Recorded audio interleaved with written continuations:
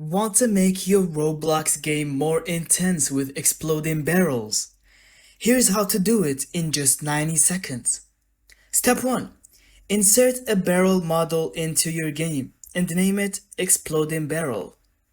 Add a script inside the barrel and paste the following code.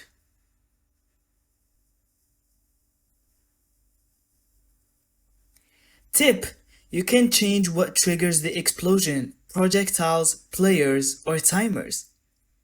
Now you've got a destructive barrel that adds chaos and fun to your game. Congratulations! Super fast and easy. Thank you so much for watching. I hope you found this video helpful. And don't forget to leave us your thoughts in the comments. And subscribe for more videos and tutorials like this on Roblox and other games and other programs. See you on the next video.